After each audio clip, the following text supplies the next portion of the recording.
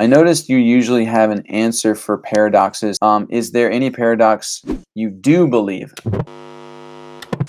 All right. So the thing with paradoxes that I find,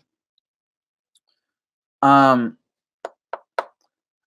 I think life and love are paradoxes.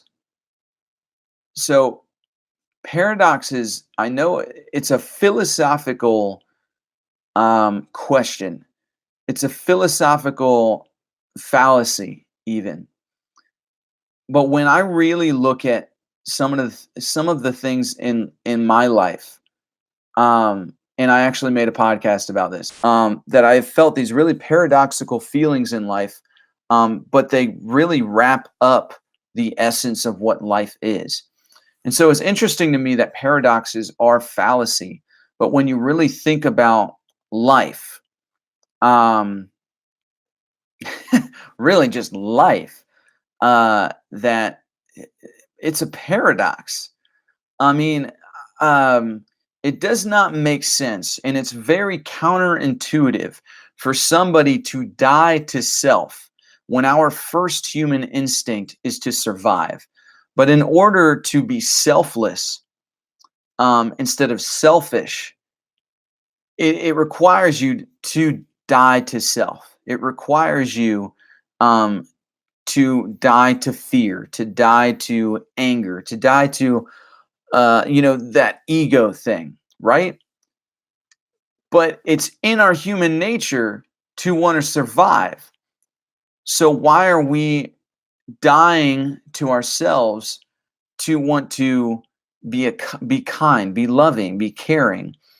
I think this is the reason why love and sacrifice is even a paradox. And I think there's some of the most beautiful aspects in life, but they're paradoxes. When you really think about them, parts of them are fallacy. They don't make any sense. Um, so I think that I'm able to hear paradoxes. Yeah, I think this is why I like picking paradoxes apart, and why I philosophically I think about them differently.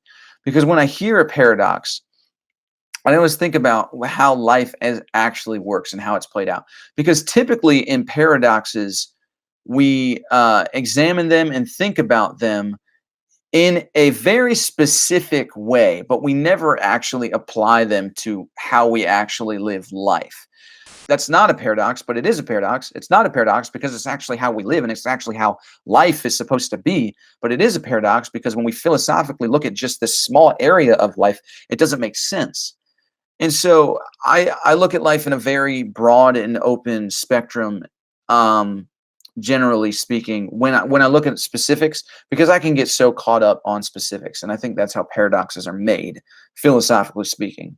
And so when I think of a very wide and general, like full life, like look at life overall, then paradoxes aren't paradoxes. They make sense. They look like life. So I guess that's why I do that. That's why I think about paradoxes in the way that I think about them.